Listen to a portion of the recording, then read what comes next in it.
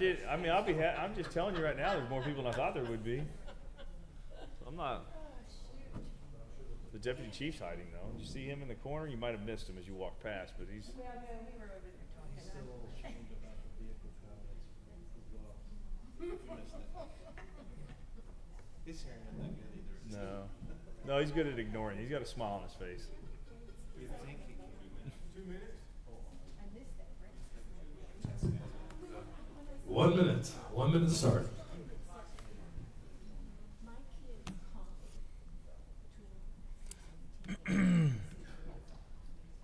it's my priority. And so had I removed it at 17.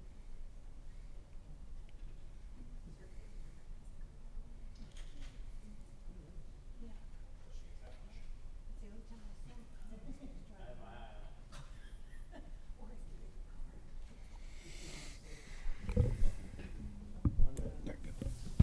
Yours is off too. Council notes. Do I need it on? Oh, for questions.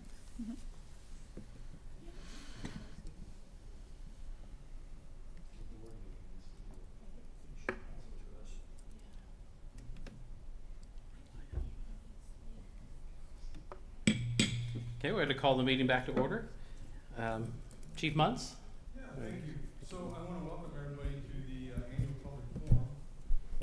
I'll turn on my microphone. Welcome everybody to the annual public forum. Tonight's topic is fentanyl, and I'll introduce Sergeant Hughes in a minute, but I wanted to remind everybody that we are recording this, and it is Facebook Live. So if anybody has any questions out there, please let us know what your questions are. We'll monitor that and try to answer those after the presentation. But if any member of the audience has questions, or if you have questions during the presentation, please let us know. So I'll introduce Sergeant Keegan Hughes. He's the detective sergeant. He oversees our Special Victims Unit, or Crimes Against Persons Unit here at the Blue Springs Police Department. And he is going to introduce his guest and talk about the dangers of fentanyl. Hey, I got to move this closer. Sorry, guys. I'm pretty short, and this mic's far away. Like he said, my name is Keegan Hughes. I am the Special Victims Unit Detective Sergeant. And in that role, one of the things that I do, or my unit does, is death investigations and overdose investigations. That, coupled with my 8 years at the Jackson County Drug Task Force working solely narcotics, you kind of start seeing a trend going on and a lot of red flags going off. And I noticed one thing that really stuck out, and that was opiate overdoses. And we're not talking like our traditional opiate overdoses when we think about that. We typically think about heroin. And in heroin, traditionally it occurs 2 times in a heroin user's use life, if you will. First, if they get a hot shot of a more pure or potent dose than normal, will cause an overdose, or just after a relapse. If they go on a stint of sobriety, when they relapse, say they've been sober for 2 months, they go back to using the same amount of heroin they were using before, and the tolerance level has just gone. But what we're seeing now is far more scary. We're seeing 15-year-old kids taking a half a pill for the first time and dying. And so that's why it's so important to us to talk about this. And what we're talking about is fentanyl, which, if you don't know what fentanyl is, it is a man-made synthetic opioid that's 50 times more potent than heroin and 100 times more potent than morphine. With a doctor's care or a anesthesiologist, I'm telling you, this is a wonder drug for pain and for surgeries and stuff like that. But unfortunately, that's not what we're seeing on our streets and what's coming into our community. What's coming into our community is something that's killing more people in the United States than cars and guns. It is the #1 killer of Americans between the ages of 18 and 45.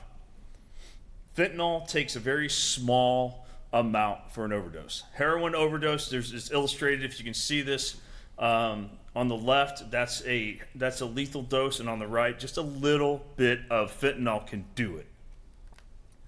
And why is this? What's happening? Why is it coming into our communities? What we do know is that most of the fentanyl is coming to the United States through 3 different ways: through China, India, and through Mexico with the drug cartels.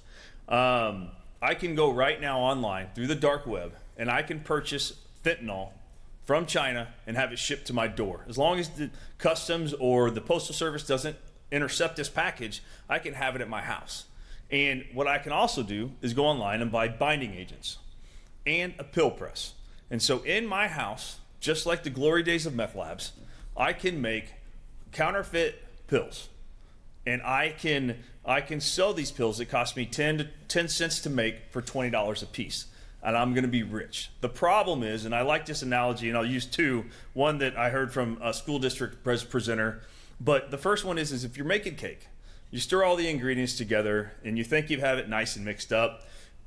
And then you start dumping it in your cake pan, and lo and behold, there is a clump of flour or mixture that didn't get fully mixed in. Well, that's the same thing for these, we call them backyard or redneck chemists.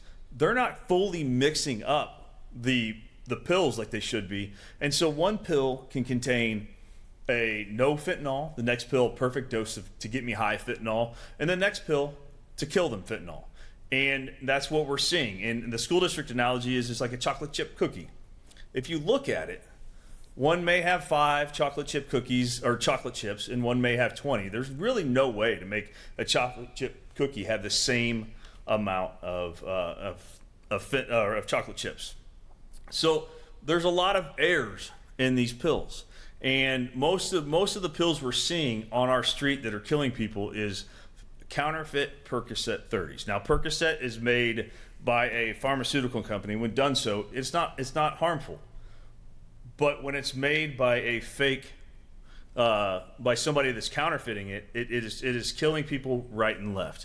I told this story. I tell this all the time. I remember driving to the gym with my kids, and I've been lecturing them over and over, don't even try this one time. And on the way to the gym, 2 overdose calls came out. We leave the gym, and a 3rd overdose calls come out. And they're like, oh, come on. There's no way. There's no way that this is that. That's unreal that would happen. And I was like, it was just like a gift from God. The dispatcher says right then, hey, there's an off-duty police officer on scenes, and it says that this is a fentanyl overdose. And I got to sell my point to my kids. And so that's what we're talking about tonight. And it's really important to us to spread the message.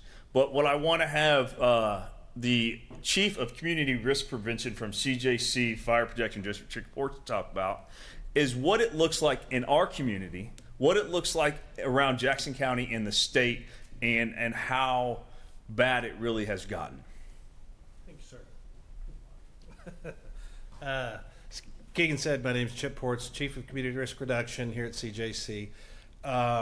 We'll talk a little bit about some statistics, national, state, Jackson County, and then local statistics. We'll review a little bit of the information that Keegan just kind of gave us there, and then we'll hand it off to the school district. How about that? So in the U.S., 91,799 people died in 2020. A statement on statistics, especially at the federal and state level, they're really behind. They're usually 18 months behind. So what we're looking at are 2020, 2021, and a little bit of 2022. So an increase of 31% from 2019, the number of people that died from overdoses in general. 2021, another increase that should be in 2022, another increase from 2021 of 14%. And opioids are involved in about 75%, just opioids are involved in about 75% of all of those opioid overdoses, or all of those overdoses. Of those opioids, synthetic opioids, specifically fentanyl, are involved in almost 90% of those deaths. So a significant number of deaths, overdoses, specifically related to fentanyl. So that was the kind of the federal data, the national data, the Missouri data. 2017, 952 overdoses. 2020, 1,375, which increased the rate of death from 14.6 per 100,000 all the way up to 22.35, significant increase. 2021, another increase, 25.63 per 100,000. As you can see, the trend is pretty significantly upward. And in 2022, of those drug overdoses, 72.4% involved opioids. In the state of Missouri, almost 95% of those synthetic opioids those opioids were synthetic, specifically fentanyl. Jackson County data, a little more difficult to gather. Latest available data shows a 38% increase in opioid overdoses from 19 to 20 and a 50% increase from 20 to 21. So again, pretty significant. Age group in Jackson County, and this includes all of Jackson County, Kansas City as well, 15 to 24 year age group had the highest opioid overdose death rate of all groups, and it doubled from 19 to 20. Again, significant increase, obviously an upward trend. Us specifically. So when Keegan and I started kind of working together, taking a closer look at the overdoses and specifically some of their causes, we compared the first 6 months of 2021 with the first 6 months of 2022. That was last year. From 20 in 2021 through the middle of the year, we ran 17 total accidental overdoses, and we know at least 10 of those were probably involving synthetic opioids. From an emergency response perspective, we can't tell for sure because once a patient gets to the hospital, they do the drug screen. They don't share with us what the overdose was. But if you've heard of Narcan, which is the reversal agent for an opioid, in 10 of those 17 accidental overdoses, Narcan worked. If Narcan works, we make the presumption that was an opioid. 2022 ended with a total of 41 suspected overdoses compared to 23 in 2021. And then this is one of the more concerning pieces of data. In 2022, 70 opioid-related overdoses were under 18 years old and 14 under 24 years old. The year before, there were only 2 under the age of 24. So not only are we seeing an increase in the number of people that are overdosing, but we're seeing that age decrease more into our school-age folks. Again, very concerning. Now, has there been improvement? It appears, data-wise, for this year so far. We've been called to 28 overdoses likely associated with opioids, 4 between the ages of 13 and 21. So the youngest in 2023 so far is 18. We're hopeful and we're optimistic that some of the education that the school district and the police department and everybody's been partnering for is having an effect, but it's impossible to prove what doesn't happen. You can't take a picture, right? So we're presuming that's part of the improvement, but we can't be sure, and we have to continue our education efforts. So just a couple of charts that demonstrate how big opioids, specifically synthetic opioids, have become in the whole overdose category. So this is a 2010 chart. In 2010, the big purple one was heroin. People were overdosing. These are overdose deaths, by the way. So people were dying by taking heroin, a little bit of synthetic opioids, and then that little small dot there in the middle is both of those, both heroin and synthetic opioids were detected in the patient's blood. This is 2020. Synthetic opioids take an enormous number of those deaths. Heroin still, and then we're getting the folks that are doing the dual thing, quite a few. I'm going to click through here from 20 to 22, 21, 22, just to demonstrate how quickly that's moving. We'll do that again. Oops. So 2010, 2020, 21, 22. An enormous influx of synthetic opioids. I'm sorry. So Keegan kind of ran down a little bit of where these come from and how they're made and what the real dangers are. This is a 3-minute video that I stole from online and edited it down a little bit more. That does a really good job. We don't like the way the guy pronounces fentanyl. It'll get irritating, but. Urgent warning from the DEA about fentanyl, laced drugs on the streets of America. The ravages of the synthetic opioid fentanyl. More than 100,000 people died by overdose during the 12-month period ending in April, most caused by fentanyl.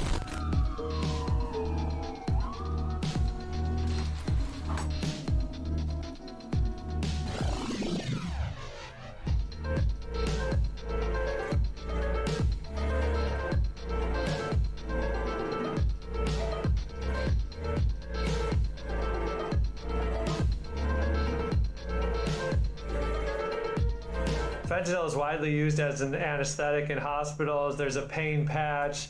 There are even fentanyl lollipops. When it's used in a hospital, you have anesthesiologists who can measure it very perfectly. But on the street, it's almost impossible to measure correctly because just 2 grains of rice worth of fentanyl is enough to kill you.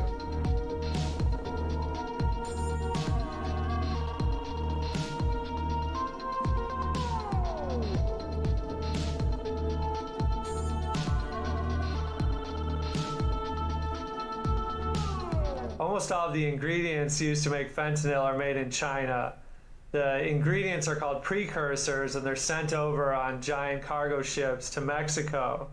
In Mexico, the cartels finish the fentanyl and they ship it over the border into the US. In the 2000s, it started showing up on the streets in the US, but it wasn't really until the last 5 or 6 years that it started causing so many deaths. Fentanyl is now the deadliest drug in the U.S. according to a new study. Heroin topped the list for the previous 4 years. Stunning new revelations tonight of the death of music superstar Prince. Authorities revealed today that Prince might not have even been aware he was taking the extremely powerful drug fentanyl that killed him. It went from basically the DEA was barely aware of it at all to it was killing more people than any drug in American history.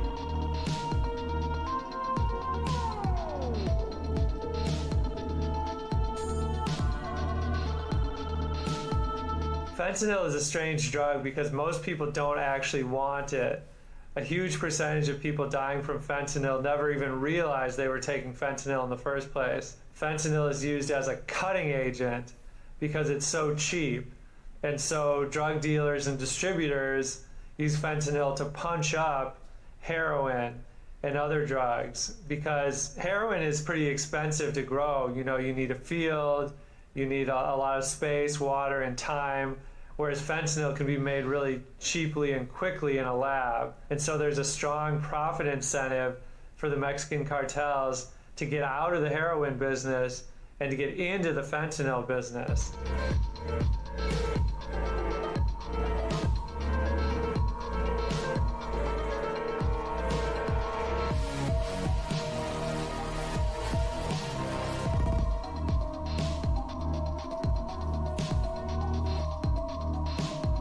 People who have substance abuse disorder might have, been getting by in the streets for years or even decades, but now fentanyl has really changed the whole game, and drugs that they never imagined would have fentanyl before now all of a sudden have fentanyl. Not only is fentanyl being cut into heroin, it's being cut into meth, into coke. The worst part right now is that fentanyl is being cut into fake prescription pills. So I always tell people, any pill, any powder that you buy in the street could have fentanyl in it. In terms of young people who might be taking drugs at a party, I mean, I hate to say it, but it's a bad time to be a young person. So, little capsule. Urgent warning. Let's try to get past this. Let's go. All right. So one of the things he mentioned was about habitual users of opioids, how they had been getting by for decades. And a lot of folks we talk to don't recognize why. Well, if they're thinking that fentanyl might be in the drug they're about to take, why don't they just not take it? Why don't they just stop the drug? Well, there are a couple of reasons. And opioids do change the brain. Addiction and substance use disorders are preventable, they're treatable, and definitely recovery is possible. So addiction is a chronic relapsing brain disease. It's characterized by compulsive seeking and use despite the harmful consequences. They know the potential is there, and yet they do it anyway. So that really does kind of indicate that it's a disorder and a disease. There are tons of risk factors for substance use disorders. One of the biggest is using opioids, as we've seen on the news forever, right? 67% misuse prescription painkillers first. So that's a full 2/3 of the folks that we consider addicts misused pain prescriptions that were given to them by their physicians in good faith before they became an addict. There we go. So why do they use drugs? Why do they use opioids? So what's released from your brain when you see a nice kitten or you see a baby or you like chocolate ice cream? It's called dopamine. That's a feel-good drug that's in your brain. Feel-good substance that's in your brain. Heroin, opioids release an enormous amount of dopamine, where maybe a kitten or a baby or chocolate ice cream don't release nearly as much. Our bodies are really, really good at adapting to things that we're getting from someplace else. Your brain eventually decides, if I'm going to get this dose of substance that's going to help me release dopamine, I think I'm going to quit releasing my own dopamine.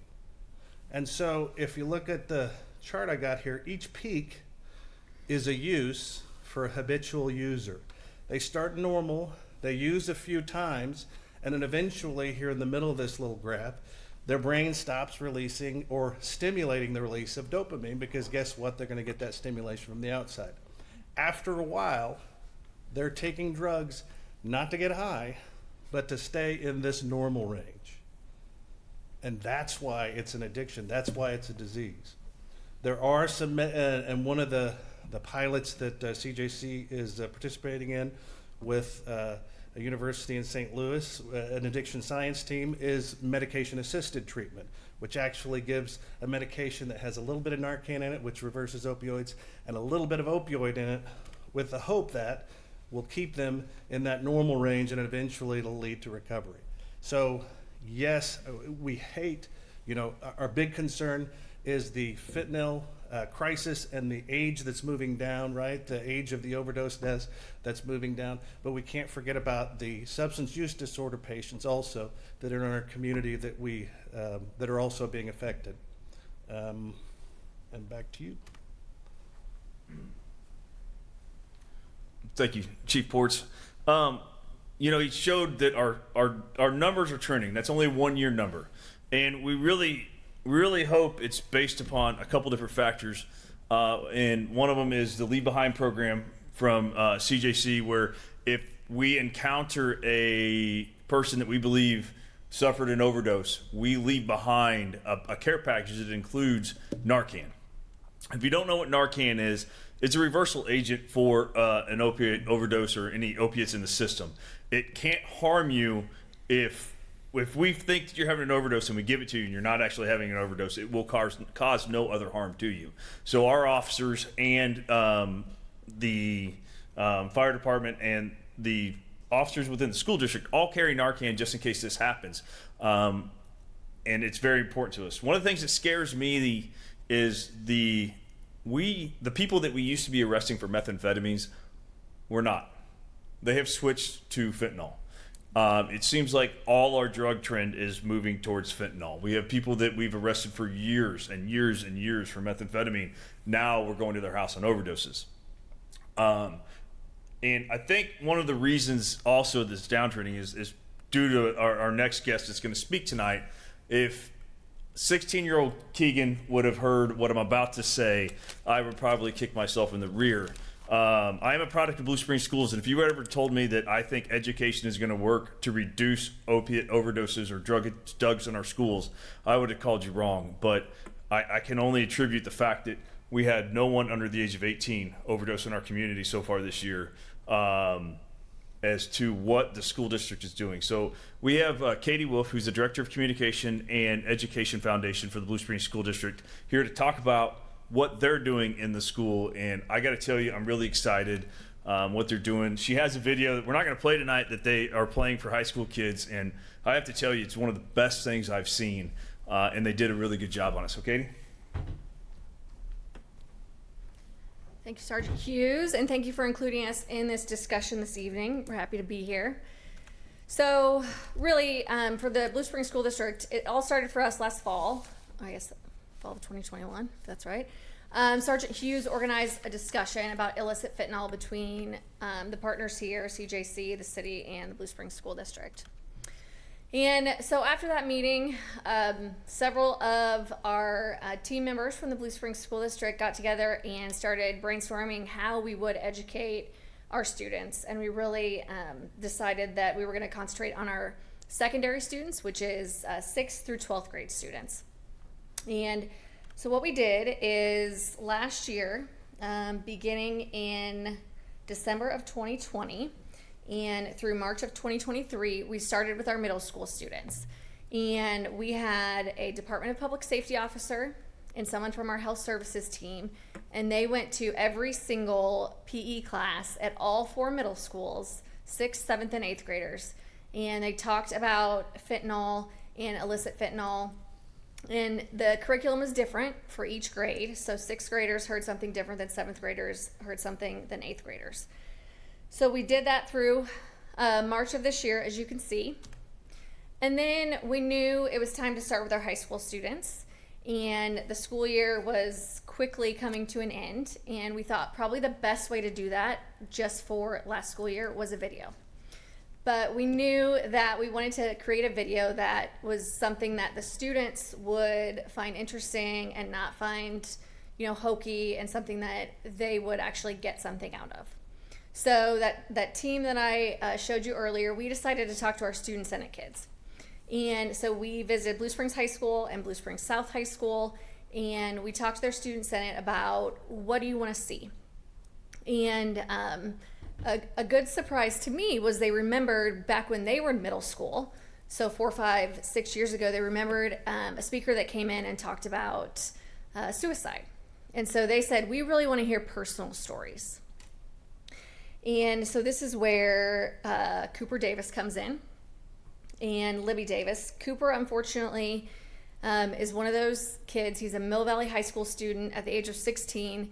And in August of 2021, he and 3 other friends split 2 pills. And 3 of those friends survived, and Cooper passed away. And he, in fact, did take a pill with illicit fentanyl in it. And so Libby and her husband created Keeping It Clean for Coop, this foundation, and Libby has really been instrumental in sharing Cooper's story throughout the Blue Springs School District. So what we did last spring was Libby came to Valley View High School, which is our alternative high school, and she also came to the Blue Springs High School freshman campus. And how the presentation works, it's about 45, 55 minutes. Typically Officer Phil Goff, who's one of our Department of Public Safety officers at Delta Woods Middle School, and Rachel Barker, who's our Health Services Director, they talk about what illicit fentanyl is, what are the signs of an overdose, what to do in the event of an overdose, and then Libby comes in and tells her personal story. And we videotaped that entire thing and then broke it down into about 8 minutes to show the high school kids last year.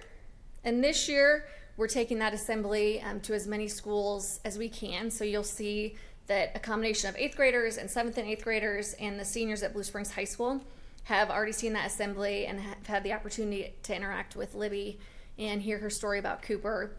Blue Springs South High School, that date is to be determined. That will be sometime in 2nd semester. And then we're meeting to come up with additional plans for the students who did not see the assembly, our 6th graders, 7th graders, and our 9th and 11th graders at Blue Springs High School.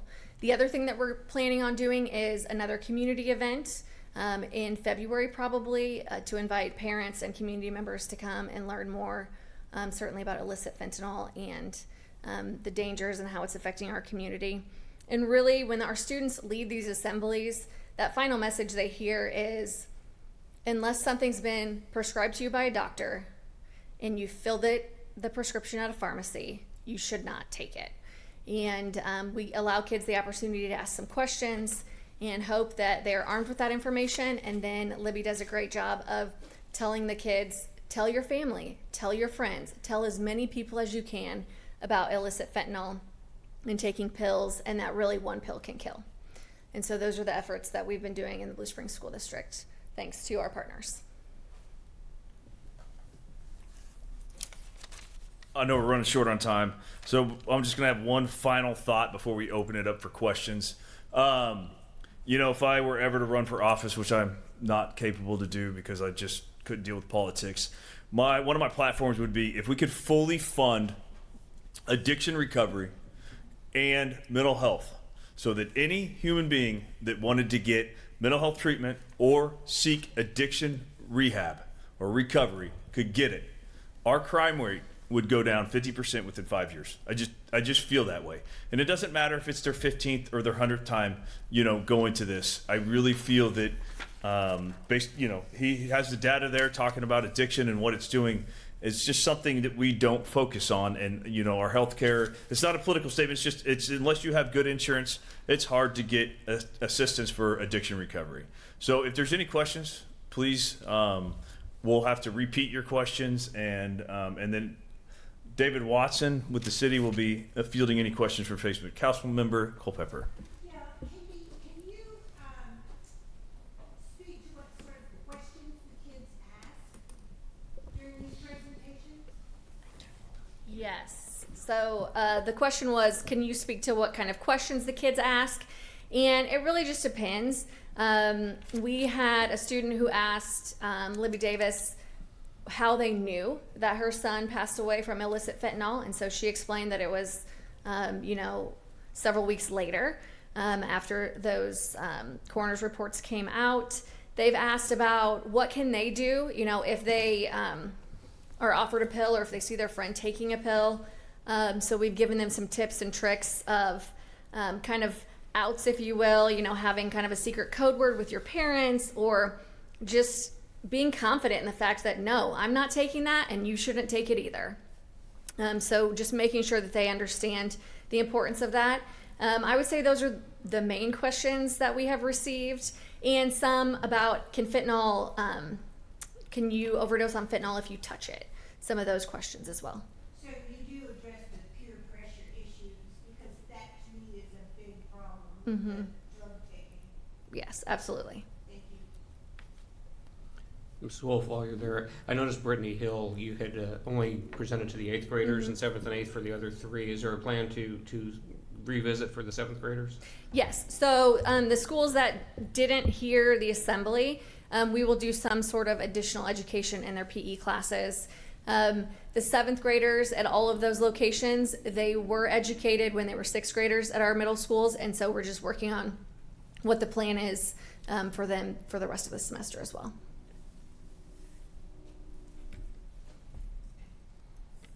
I don't know if this is true or not, but have they changed the composition of the fentanyl to some aspect when you take the Narcan's not as effective?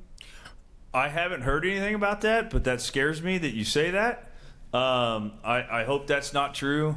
We're paired up with a couple other drugs that don't respond to Narcan. So Narcan only works on opioid, whether it's heroin or fentanyl. That's the only thing Narcan works on. So if somebody's taking a drug cocktail, maybe the fentanyl or the opioid is reversed, but anything else they've taken is not. Okay. Yeah. Basically, what he was saying is sometimes fentanyl can be paired with other drugs that do not react or could reverse the effects of the opioid in the fentanyl, and may not react to the other drugs, may not react to the Narcan. Will not.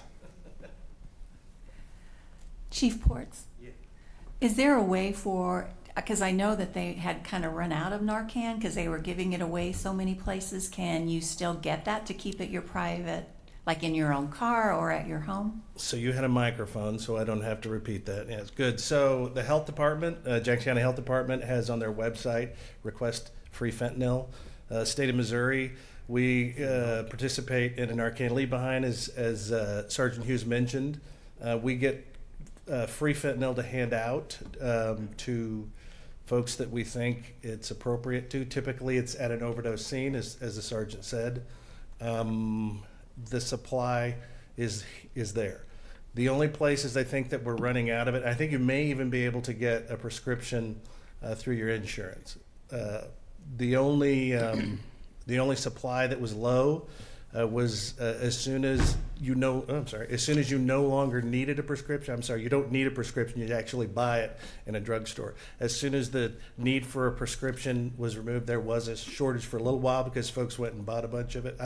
I mean, if you have a first aid kit at home and you have a teenager, you should probably have fentanyl in it. So just, sorry, Narcan in it. yeah, just to clarify, they're not distributing fentanyl, they're distributing Narcan to Yeah, the several, community. several times. Narcan.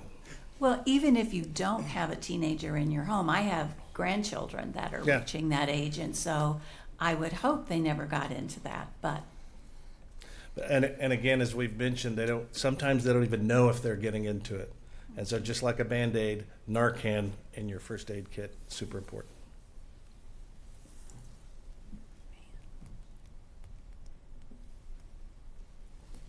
Well, again, we thank you guys for having us. We really do feel strongly about this. And we've teamed up. We work with each other weekly, and it's wonderful that we all care so much about this topic. So we really do appreciate you letting us just crash your meeting here and talk about this. Thank you, guys. Sergeant, I have a question, statement, please.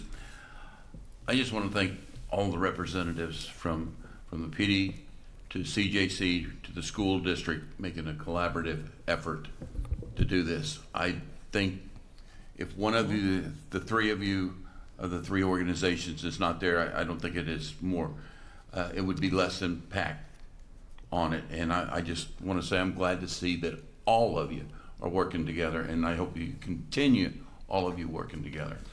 We're talking about it. We are. Thank you for that. David, were there any questions on Facebook? No questions as of yet.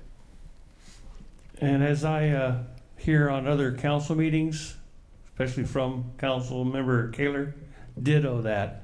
yes. That was an awesome presentation. Thank you so much. Thank you, guys.